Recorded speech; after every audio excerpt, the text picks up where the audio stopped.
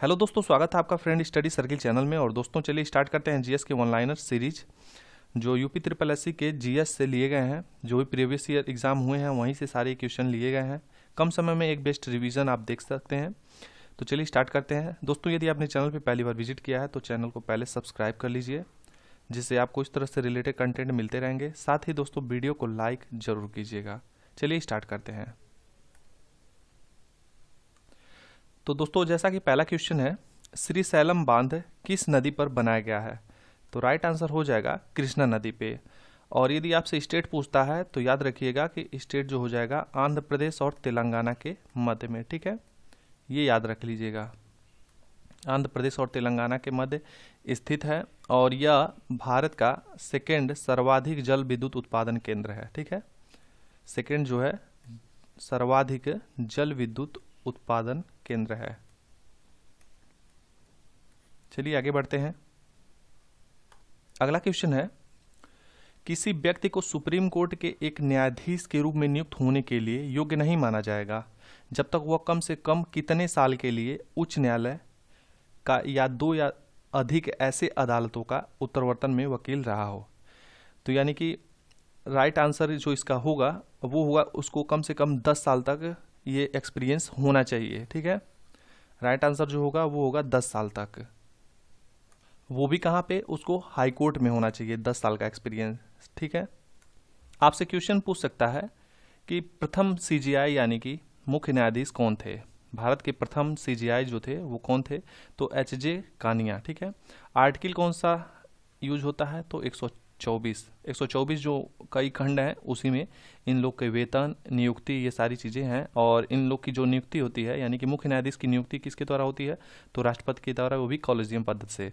वर्तमान सीजीआई कौन है? तो वर्तमान में जो है 2022 के, ठीक है, याद रखिएगा कि यूयू ललित हैं। ठीक है, लेकिन याद रखिएगा कि इनके जस्ट बाद अब जो 50वें नंबर के होंगे वो होंगे जस्टिस चंद्रचूड़। ठीक है, कौन होंगे? जस्टिस जो है चंद्रचूड़, ऐसा नाम है, अजीब टाइप का नाम है। ठीक है, तो ये 50वें नंबर के होंगे। ठीक, और अभी वर्तमान में जो कार्यरत हैं वो यूयू ललित हैं। आगे हम लोग बढ़ें। अगला क्वेश्चन है कि 1 गीगाबाइट में कितने मेगाबाइट्स होते हैं? तो राइट आंसर हो जाएगा 1024 MB, यानी कि 1024 MB में आपको कितना मिलता है? 1 GB मिलता है। और वैसी 1 GB को यहाँ पे लिखा गया है कि 1 गीगाबाइट में यानी कि 1 GB में कितना होता है। और 1024 GB में क्या होता है? 1024 GB यदि मिलेगा तो टेराबाइट हो जाएगा। TB याद रख लीजिएगा। और 1024 TB यदि आपको मिलेगा तब क्या होगा? पेटाबाइट हो जाएगा, PT, ये याद रखिएगा। तो ये सारी चीज़ें ध्यान देने वाली बात है, कंप्यूटर से रिलेटेड ये क्वेश्चन पूछा गया है। आप इन दोनों का आंसर कमेंट बॉक्स में जरूर बताइएगा कि फादर ऑफ कंप्यूटर कौन है और फर्स्ट जनरेशन में किसका यूज़ होता था। ठीक है, कंप्यूटर में फर्स्ट जनरेशन में किसका यूज़ होता था और कौन सा जनरेशन जो फिलहाल टाइम में है वो चल रहा है। अगला क्वेश्चन है, 1947 में भारत में प्रति व्यक्ति वार्षिक आय कितनी थी? तो राइट आंसर जो होगा वो हो जाएगा आपका 249.60। ये प्रति व्यक्ति वार्षिक आय थी 249 रुपये। और जो 60 जो हैं वो पैसे हैं।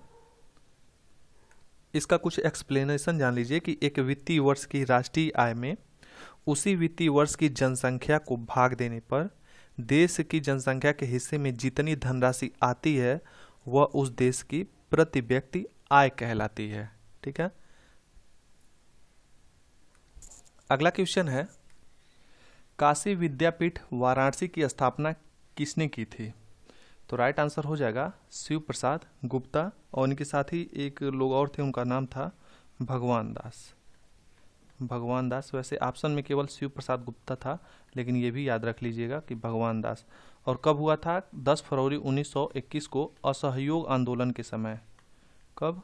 असहयोग आंदोलन के समय। ये आपसे एग्जाम में पूछता है कि काशी विद्यापीठ वाराणसी की वर्तमान नाम क्या है। ठीक है, तो याद रख लीजिएगा कि महात्मा गांधी काशी विद्यापीठ, ठीक। और ये जो नाम है कब चेंज हुआ था, ये आपका नाम जो है चेंज हुआ था 1995 में, ठीक। अगला क्वेश्चन है, कुशीनगर बौद्धों के लिए महत्वपूर्ण है क्योंकि यहाँ पे जो है गौतम बुद्ध महापरिनिर्वाण प्राप्त किए थे, यानी कि मोक्ष प्राप्त किए थे, यानी कि इनका जो है देहांत हुआ था, ठीक है। यहीं पे ये अपना प्राण जो है त्याग दिए थे कुशीनगर में। उपदेश कहाँ पे दिए थे आप कमेंट बॉक्स में बताइए। ज्ञान की प्राप्ति कहाँ हुई थी ये भी आप बताइए। जन्म कब हुआ था ये आप बताइए। तीनों चीज़ कमेंट बॉक्स में ज़रूर बताइए, क्योंकि मैं इसके पहले ये सारी चीज़ें बता चुका हूँ। यदि आप पहले सीरीज से नहीं देखे हैं तो देख सकते हैं, फर्स्ट सीरीज से स्टार्ट कीजिए, वहाँ से देखेंगे तो बहुत सारी चीज़ें जो हैं आपको समझ आएंगे। अगला क्वेश्चन है कंप्यूटर से ही है, यदि आप अधिक रैम स्थापित करते हैं तो माइक्रोसॉफ्ट विंडोज़ आधारित कंप्यूटर पर क्या असर होगा। तो जब पता है आपको कि आप मोबाइल भी लेने जाते हैं तो सोचते हैं कि रैम जो है मेरा ज़्यादा रहना चाहिए, ठीक है। अब तो पहले तो 2 GB आता था, लेकिन अब तो 4 GB आ जाता है, ठीक।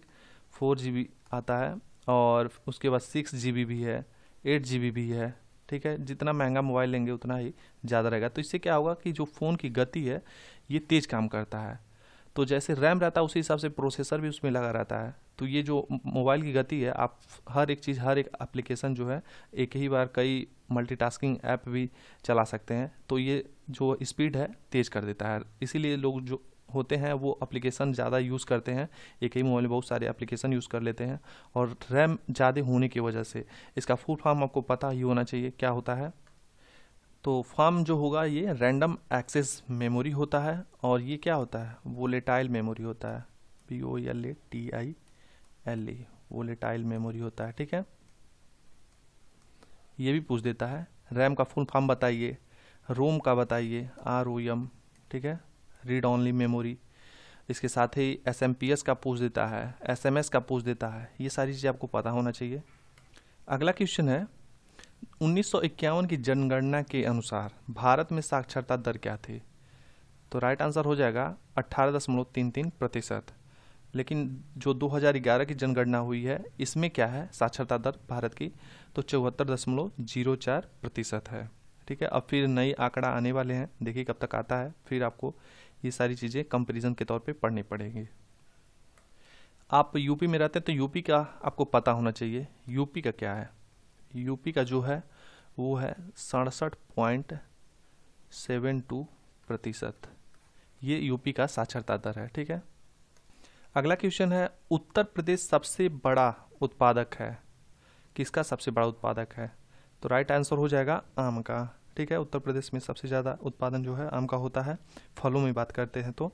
इसके साथ ही यदि आप ये बात करें कि महाराष्ट्र किसके लिए है, तो महाराष्ट्र में जो अमरूद आता है वो महाराष्ट्र सबसे बड़ा उत्पादक है, ठीक है, अमरूद। और इसके साथ ही आप बिहार के बात करेंगे तो बिहार में लीची।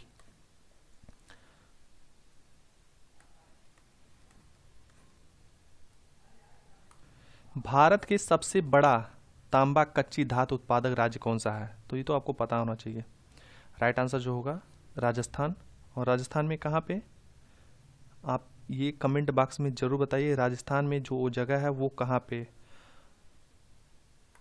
आप ये जान लीजिए कि जो राजस्थान है यहाँ से लगभग 53.81% जो है उत्पादन अकेले यहीं से होता है, राजस्थान से। सेकंड पे कौन सा स्टेट है, तो सेकंड पे जो स्टेट है वो है आपका झारखंड, ठीक।